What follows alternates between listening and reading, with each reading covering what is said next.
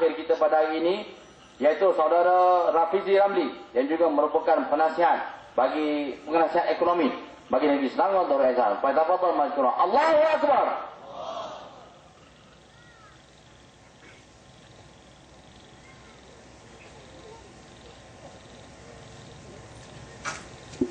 Bismillahirrahmanirrahim. Assalamualaikum warahmatullahi taala wabarakatuh. Alhamdulillahi rabbil alamin. Wassalatu wassalamu ala asyrafil anbiya'i wal mursalin wa ala alihi wa sahbihi ajma'in. Rabbi shrah li sadri wa yassir li amri wahlul 'uqdatam min lisani yafqahu qawli. Yang saya muliakan saudara Ustaz Nakai, saudara pengurusi majlis yang saya hormati, Al-Fadhil Ustaz Syamuddin Abdul Karim, Ketua Dewan Pemuda PAS Kawasan Kemaman, Saudara Abang Wek, Haji Ismail Harun yang di-Pertua PAS Kemaman, tetamu jemputan kita pada malam ini, Al-Fadhil Ustaz Nur Azli Musa yang di-Pertua PAS Ipoh Barat yang juga ITK PAS Perak, seluruh pimpinan PAS Keadilan, saudara-saudari, kakak, abang yang saya hormati sekalian. Saya tengok jam lama ni, sejam nak berceramah dalam keadaan sejuk macam ini, terlalu lama. Jadi insya-Allah kita pendekkan sedikit. Saya insya-Allah kalau kita berhenti pukul 11.59 boleh? 11.59 saya ingin menyampaikan salam daripada Datuk Seri Anwar, daripada pimpinan-pimpinan keadilan kepada saudara-saudari di Kemaman. Kemaman sentiasa akan jadi istimewa bagi keadilan sebab ini salah satu daripada kursi pertama yang kita menangi semasa gelombang tahun 1999 dahulu.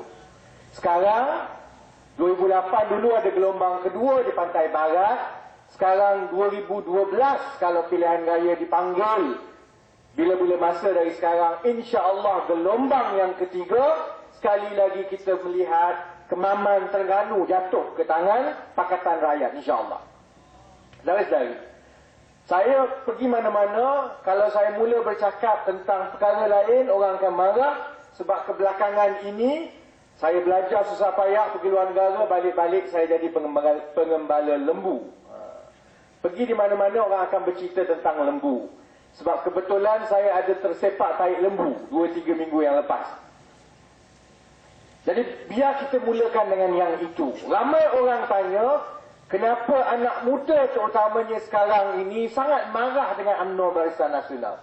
Kenapa tergila-gila nak tukar UMNO Barisan Nasional? Jahat sangat ke UMNO Barisan Nasional ni? Bukankah UMNO Barisan Nasional dah beri kemajuan dan kesejahteraan kepada rakyat? Dia katalah.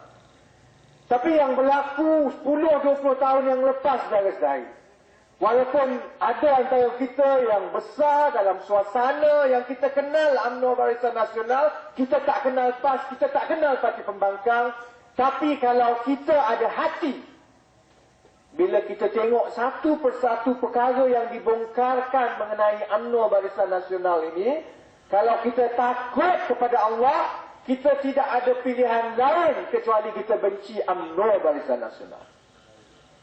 10 tahun dulu kalau orang Terengganu kita tahu cerita Perwaja. Wang negara disuntik dalam sebuah kilang, tokel Cina sekarang dah mendiang Eric Chia, buat lagi duit. Perwaja bankrupt, orang Terengganu susah, tapi Eric Chia duit banyak, dia pergi buka 3-4 biji hotel di Sungai Petani. Itu 10-20 tahun yang lepas. Rakyat Malaysia tahun 99 dah ajar UMNO Barisan Nasional. Terengganu jatuh. Banyak kursi-kursi yang majoritinya orang Melayu seluruh Malaysia jatuh.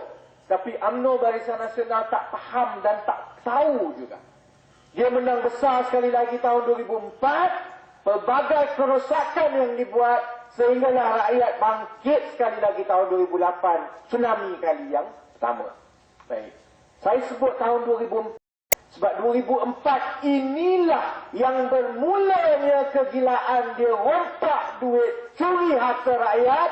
Sebab pada ketika itu Kerajaan UMNO Barisan Nasional punyai majoriti tertinggi dalam sejarah Malaysia. Ada rasa dia orang paling terror sekali dalam politik Malaysia, tapi kalah kepada Abdullah Hadari yang tidur dalam mesyuarat.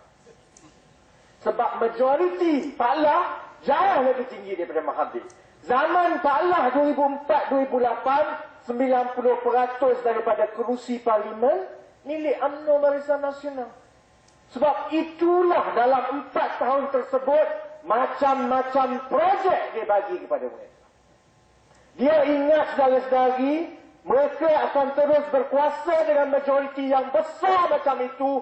Mereka boleh terus sembunyikan, kambus segala penyelewengan yang mereka buat. Tapi Allah Maha Kaya. 2008 kita menang. Menang di 5 buah negeri, 1 wilayah persekutuan. 2008 majoriti mereka yang selama ini 90%, dia hilang kuasa 2/3 mereka di parlimen. Sebab itu bila kuasa dan suara Pakatan Rakyat lebih kuat di parlimen, sebab itulah bermula tahun 2008, macam Ustaz Azli sebut tadi, tiap-tiap tahun laporan Ketua Audit Negara apabila dibentangkan, maka jadi isu besar. Sebab kita ada 80 orang ahli parlimen yang belik satu persatu, yang bengkak satu persatu. Laporan Ketua Audit Negara ini bukan perkara baru. Ikut Undang-Undang Malaysia, di bawah Perlembagaan Negara, tiap-tiap tahun memang tugas Ketua Audit Negara untuk semak satu-satu. Itu yang dia terjumpa contohnya di Terengganu. Terengganu ni popular betul tahun ini. Mak Said. Mak Said. Saya sekarang itu satu lagi yang saya tak boleh jawab. Pergi mana-mana, orang akan tanya. Dia kata hebat sungguh Menteri Besar Terengganu ni. Muka tak seberapa tapi kahwin 2-3. Santar di saman saya lepas dia pula. Jadi Mak Said, dia janji dengan rakyat Terengganu. Dia kata setiap keluarga miskin ataupun yang layak, anak-anak mereka bila pergi sekolah, buka sekolah, dapat 2 set baju sekolah dan 1 beg. Betul tak? Janji dia. Apa yang dapat? Laporan Ketua Audit Negara 2010 mendapati baju-baju ni tak sampai pun kepada anak-anak sekolah yang bersekolah di Terengganu ni. Dia sampai kepada anai-anai yang ada di store-store pejabat daerah. Di Marang, di Kuala Terengganu, di Kemaman sendiri, baju-baju yang kerajaan UMNO ambil duit negara, duit rakyat, kononnya untuk buat baju percuma kepada pelajar, dia buat kontrak, akhirnya dia simpan dalam itu, kena kerik dengan anak-anak, tak sampai pun pada rakyat.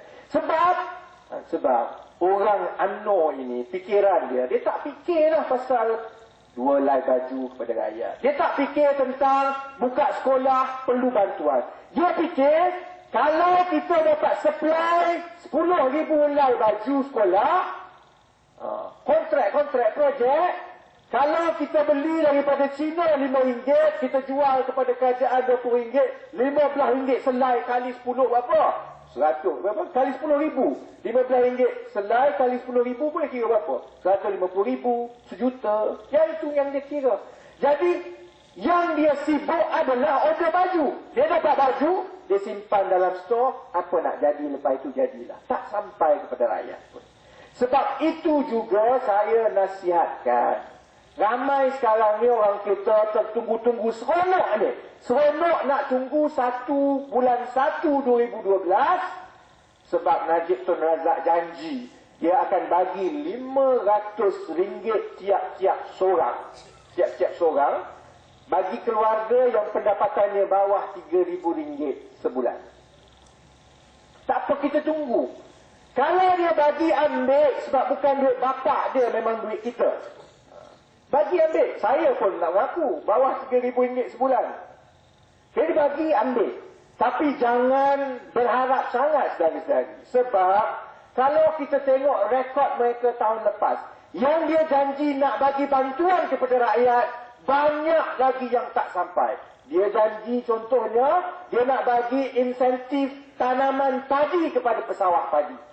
Di parlimen kita bongkarkan. Sampai tahun 2010, ada 110 juta wang lagi yang tak diagihkan kepada pesawahan-pesawahan padi. Bukan banyak pun.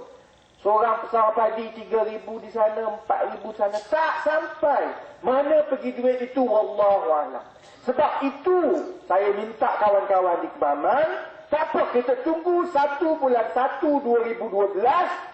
Kalau tak dapat duit RM500 setiap satu keluarga, kita piket ramai-ramai sebab insya-Allah dalam bulan 1, bulan 2 akan ada bersih. 3, kita turun ramai-ramai ke Kuala Lumpur, kita protes RM500, kita protes bersih. Boleh? Baik, saya lagi. Tapi cerita yang lain dia takkan, dia kena kembali juga kepada lembu sebab sebulan dah sebenarnya Dewan Rakyat bersidang. Saya jadi pembantu pada Datuk Seri Anwar sejak tahun 2009. Setiap kali ada perbahasan parlimen, saya terlibat. Kita bantu, kita tengok. Saya tidak pernah saksikan parlimen Malaysia Dewan Rakyat ada lebih banyak binatang daripada parlimen kali ini. Mula cerita lembu. Lepas tu keluar beruk pula. Sebab yang beruk yang muda daripada rembau, terlompat-lompat dia nak membela lembu. Jadi kita ada lembu dan sekarang kita ada beruk. Sebab itu, cerita lembu ini, keadilan pilih dari Zari, bukan sebab kita berdendam dengan Datuk Seri Shahrizad Jalil. Kita pilih lembu bukan sebab kita nak aibkan dia. Kita pilih lembu. Banyak-banyak kes yang ada yang dibawa oleh laporan Ketua Audit Negara, kita pilih untuk tumpukan lembu sebab kes ini menjadi bukti, jadi buka mata pengajaran kepada rakyat, zalim dan jahatnya pimpinan yang ada. Kita isteri Perdana Menteri itu dah teruk sangat dah. Ambil duit beli cincin, ambil duit beli beg, ambil duit pergi shopping. Balik, Allah berdosa aku ni. Dr. Hatta selalu marah saya kalau ceramah dengan dia. Dia kata saya suka buat dosa kering sebab saya suka kutuk Rosmah. Hatta Rosmah baru balik. Touchdown sehari, naik kapal terbang balik, pergi ke Hawaii shopping. Macam mana kita tak nak sebut? Baru balik sehari. Sampai tak berjaya pergi cek. Sekarang Hajjah Datin Seri Rosmah Mansur sedang berfoya-foya di Hawaii. Berapa cincin dia bawa saya tak tahulah. Berapa beg baru dia bawa, wallahualam.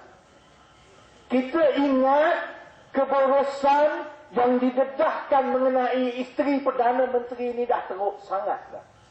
Rupa-rupanya perkara ini bukan sahaja tabiat buruk isteri Perdana Menteri. Rupa-rupanya isteri Perdana Menteri ini kawan baik kepada Ketua Wanita UMNO masa sekolah dahulu. Jadi perangai suka berbelanja besar ni dia melekat. Isteri Perdana Menteri dengan Ketua Wanita UMNO. Sebab itu kita pilih. Sebab kita nak tunjukkan bagaimana wang 250 juta tu di mata UMNO Barisan Nasional tak banyak. Macam-macam. Sikit je. Sebab tu Shahrizad menangis habis keluar mata ni. Sedih. Apa pasal orang busuk hati, marah sangat dengan dia. Saya ambil 250 juta je.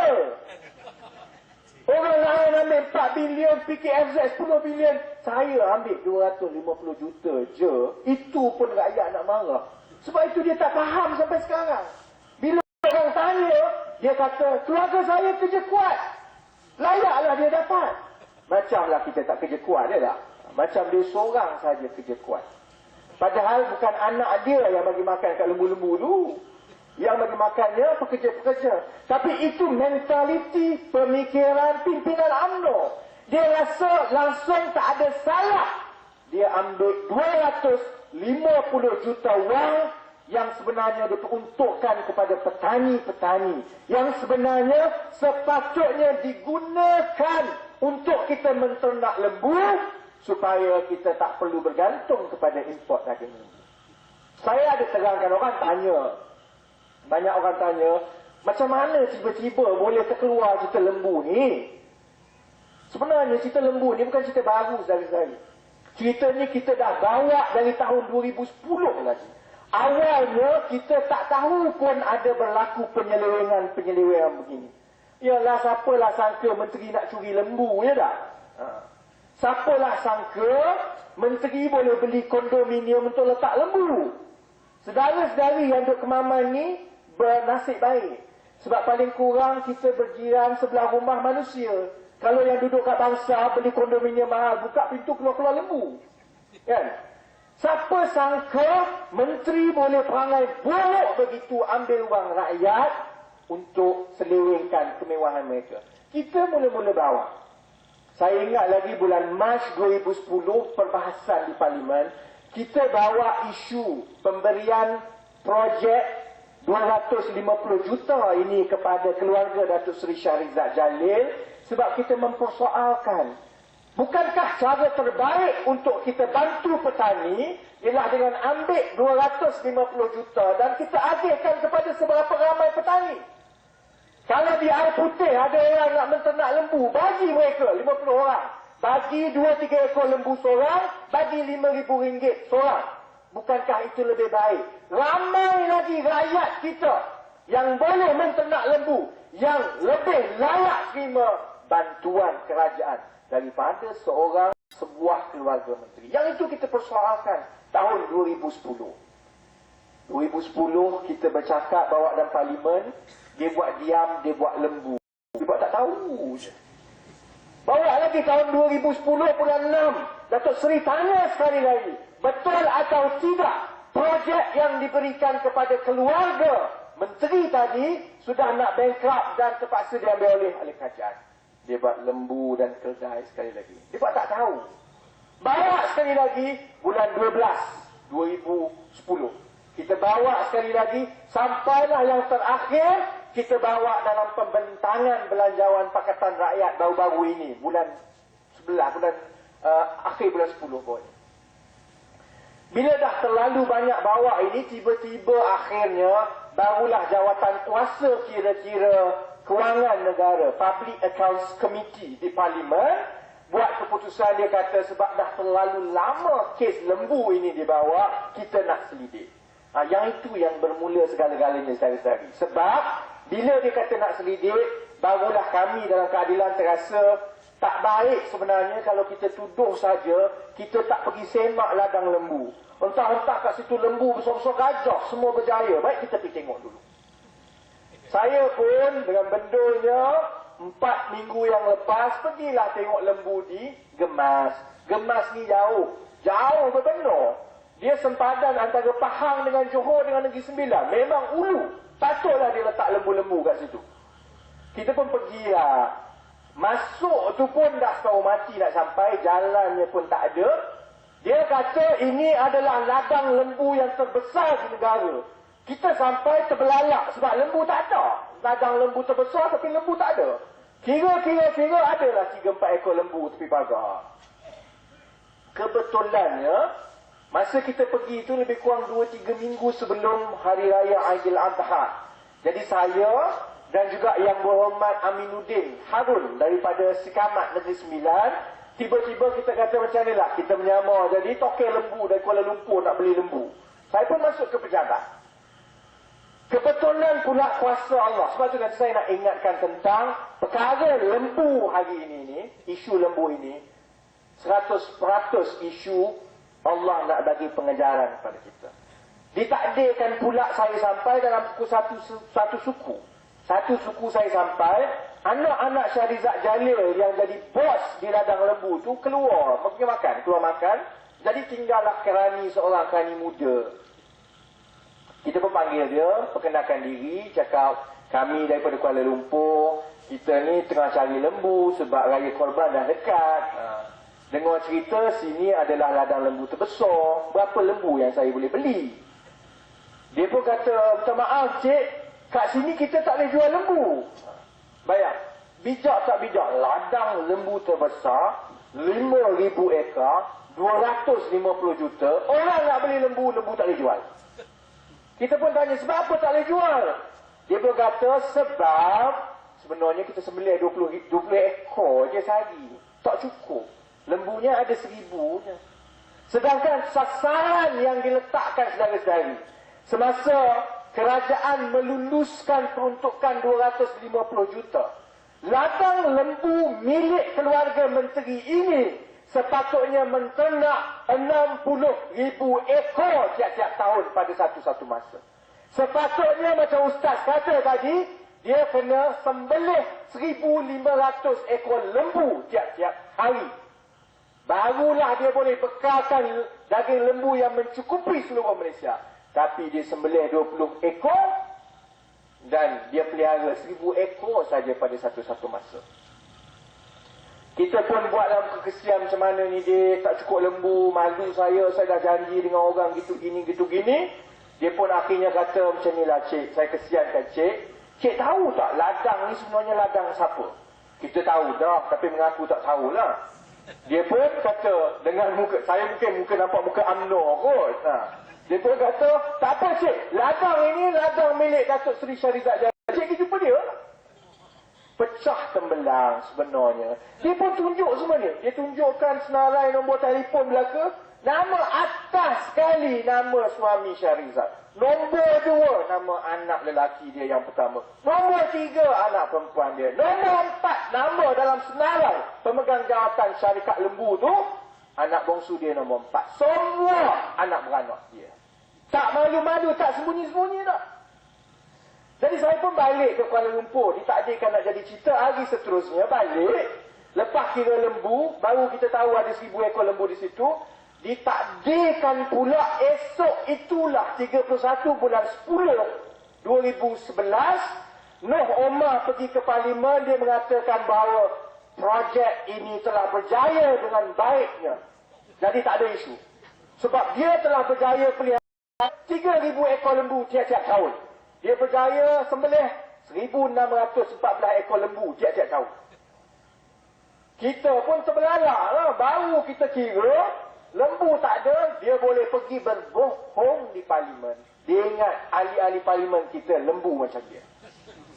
Sebab itu esoknya cepat pun kita buat kenyataan akhbar. Kita kata itu dah menipu. Kalau ikut kertas dasar yang dibuat oleh Kementerian Pertahanan dalam tahun 2006 dulu untuk dapat peruntukan 250 juta. Projek ini sepatutnya 60,000 ekor lembu setahun. Selain daripada itu, syarikat itu juga perlu membangunkan satu ladang bebas pelihara 20,000 ekor lembu setiap tahun. Selain daripada itu, dia juga kena membangunkan 310 orang petani dan penternak. Setiap seorang kena pelihara 600 ekor. Jadi bila kita campur 310 orang penternak, 600 ekor lembu, satu ladang bebas 20,000, dia sendiri 60,000, campur semua, setahun dia kena pelihara 276,000 ekor lembu. Barulah padan. Hendak dia kena sembelih 1,500 ekor lembu tiap-tiap hari untuk membekalkan daging. Baik. Pada saat itulah saudara-saudari bermulanya cerita lembu ni besar-besaran. Sebab bila kita bangun dan kita tunjukkan mereka salah, tiba-tiba email saya, telefon semua, segala jenis maklumat daripada hamba Allah yang tidak mahu dikenali mula masuk. Yang ini bagi yang itu, yang ini bagi kenyataan itu, yang ini bagi duit. Akhirnya kita dapat sepenuhnya maklumat. Bagaimana dia dah curi 250 juta dan dia dah belanjakan 250 juta. Tetapi lembu tak ada, yang ada hanyalah kondominium di bangsa. Saudara-saudari, bila kita sebut, dia tak nak mengaku lagi. Mula Datuk Seri Shahrizad Jalil tak jawab langsung. Kemudian Khairi bangun. Dia Khairi ni, gayanya dia akan digugurkan daripada kursi Parlimen. Sebab orang lain bermusuh dengan banyak orang. Tapi tak salah sangat, tak susah sangat. Dia cari pasal. Dia dalam UMNO, dia bermusuh dengan kita, tak apa lagi, kita baik. Dia bermusuh dengan Mahathir Fir'aun.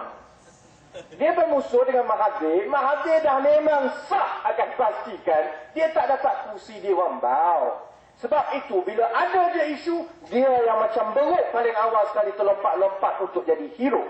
Tapi dia tak tahu sebenarnya, kita dah ada semua maklumat. Sebab itu, bila dia mula-mula tampil untuk bangkit, untuk bela, dia mula buat kesalahan demi kesalahan demi kesalahan. Sedangkan kita dah tahu contohnya, dia belanjakan 10 juta. Kita dah tahu contohnya, saya sebut, Menteri Pertanian Datuk Seri Nur Omar kata, dia cabar pimpinan daripada Keadilan, PAS dan DAP untuk jadi penternak-penternak di ladang-ladang satelit ni. Yang 310 orang ini kena ternak 600 ekor lembu tiap-tiap tahun. Sebab dia kata kerajaan dah buat tugas. Syarikat Shahrizad Jalil dah buat tugas. Tapi orang Malaysia malas, tak ada orang yang berani tampil ke depan untuk jadi penternak lembu. Celakanya dia tak tahu. Dia cuba tipu rakyat. Saudara-saudari nak tahu kenapa tak ada orang nak jadi penternak lembu untuk masuk skim ini. Sebab kita nak ternak lembu, kita kena beli anak lembu, ya tak? Beli anak lembu, pelihara anak lembu, besar, dia beranak, ada anak baru yang besar, kita sembelih atau kita jual. Sebab beli anak lembu tak mahal, murah, 500, 700, bolehlah beli. Skim yang di bawah Datuk Seri Shahrizad Jalil punya keluarga ni, dia pelik. Orang pelihara anak lembu sampai dia besar. Skim yang dia buat yang nama feedlot ni. Feedlot, saya tahu ada perkataan feedlot, sampailah terjumpa lembu Shahrizad Jalil. Skim feedlot ini, cara dia macam ini. Dia import lembu yang dah tua, yang dah besar, yang tunggu nak kena sembelih. Dia bawa, dia letak di ladang dia, bagi makan sebulan setengah. Kononnya untuk gemukkan secepat mungkin, dia sembelih. Lembu yang gemuk ini jugalah yang nak dijual kepada penternak-penternak yang 310 orang tadi, kononnya untuk menternak lembu. Tapi ada masalah besar. Sebab lembu ini, bila dah besar gemuk, bila diimport daripada Australia contohnya, harganya mahal. 2,000, 3,000 ringgit, 4,000 ringgit. Jadi bayangkan, kalaulah saudara angkat tangan kata saya nak jadi penternak satelit, syarikat Shahrizad Jalil ini akan kata baik, boleh. Saya akan jual 100 ekor lembu kepada kamu, kamu kena beli. 1 ekor lembu 5,000 ringgit. Tak kemati kita, 500,000 ringgit kena bayar nak beli lembu. Siapa nak? Sebab itulah projek ini gagal. Sebab wang yang 250 juta itu tersangkut, dia masuk poket menteri. Akhirnya dia gunakan untuk markup harga lembu. Dia nak jual kepada orang bawah yang miskin macam kita ini, supaya kita kena berhutang beli lembu mahal daripada dia. Saya fikir sendiri. Mana ada pergi bercakap dengan penternak lembu, kita jual lembu seekor 2008, kita kena beli lembu daripada dia harga 4,000.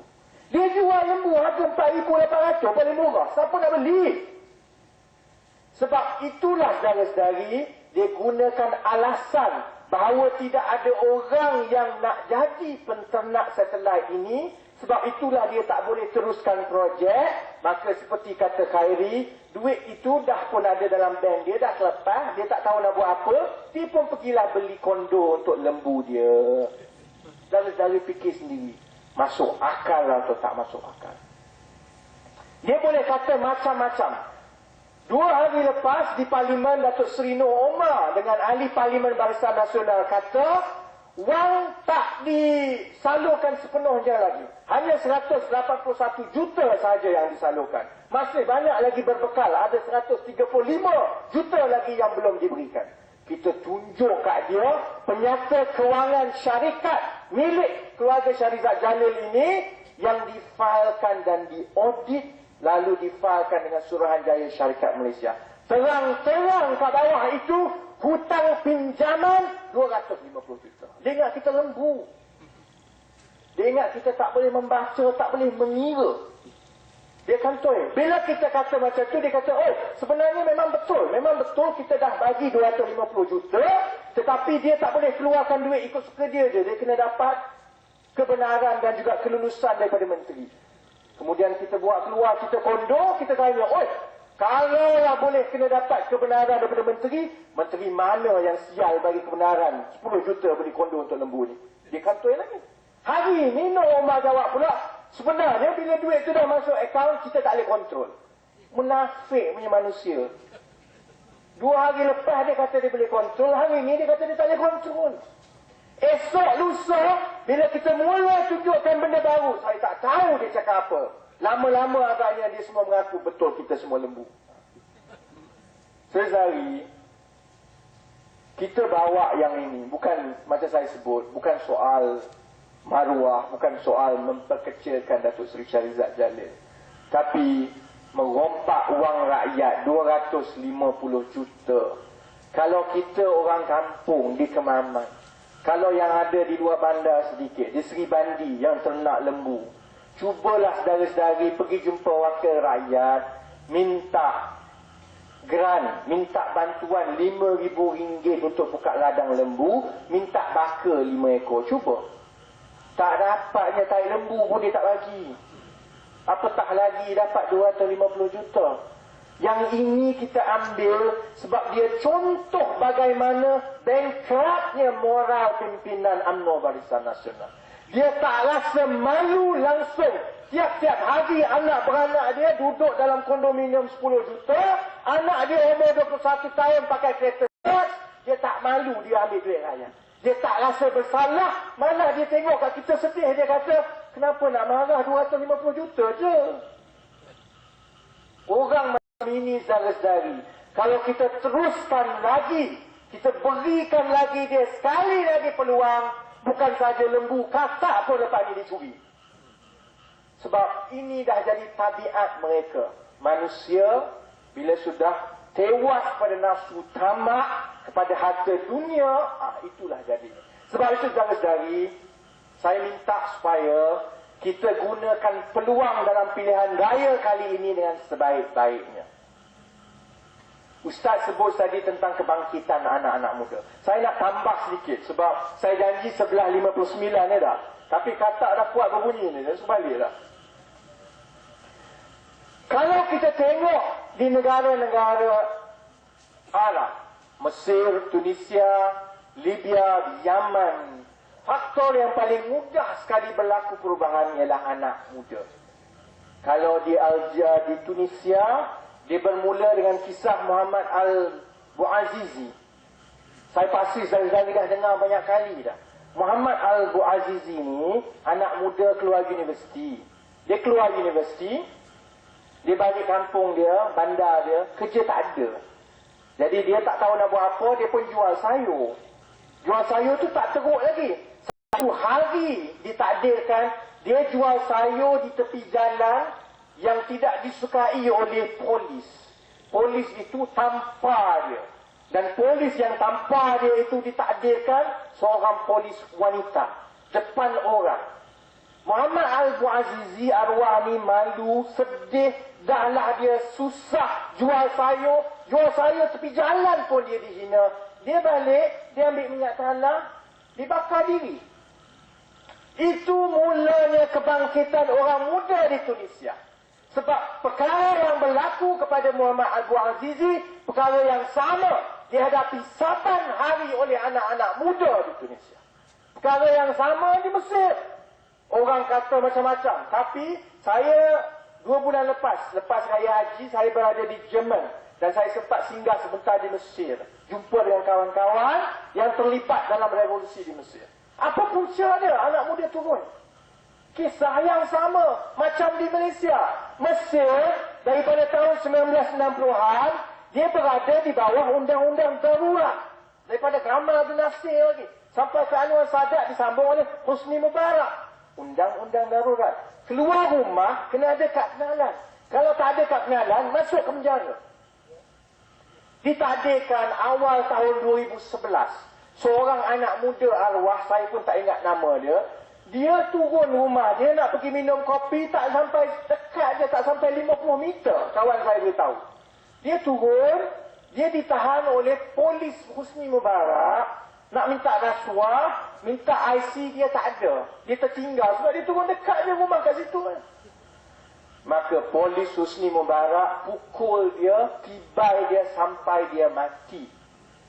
Yang itu yang menyebabkan kemarahan mendadak anak muda yang turun berjuta-juta pakai Twitter, pakai Facebook, sampai Husni Mubarak dan rejimnya tak tahu nak buat apa. Asasnya anak muda yang dizalimi, yang susah kerana kerajaan yang bankrupt dan jahat. Saya sebut kedua-dua ini sebab dia tak ada banyak beza dengan Malaysia. Malaysia, anak muda pun menghadapi masalah yang sama. Yang keluar dari universiti, kalau bernasib baik masuk universiti, keluar universiti dia jadi malang. Hutang PTPTN 30-40 ribu. Kerja tak ada. Bila kerja gaji murah, akhirnya semua anak muda mengalami keadaan ini. Bila dia turun masa bersih, polis sepak dia, pukul dia. Sebab itulah di Malaysia juga, bila kita tengok senarai pengundi yang baru saudara-saudari, kita ada 1 juta pengundi muda yang akan mengundi buat pertama kali dalam tahun 2012. Tahun 1999 dahulu, masa negeri Terengganu jatuh ke tangan kita, Mahathir Mohamad buat keputusan untuk panggil pilihan raya awal bulan 12, tak? Kalau saya ingat saya dalam bulan 12, akhir bulan 11, bulan 12. Dia ambil keputusan panggil pilihan raya awal walaupun UMNO masih belum bersedia, sebab dia nak pastikan 669,000 pengundi muda pada masa itu yang akan mengundi buat pertama kali tak layak. Sebab dia tahu kalau yang 669,000 ini mengundi, dia akan jatuh. Pilihan raya yang lepas 2008, mereka masih lagi berpegang di Putrajaya. Berapa undi yang mereka menang lebih daripada kita di seluruh Malaysia. Campur setiap kawasan, campur semua saudara-saudari, hanyalah 338,000 undi seluruh Malaysia.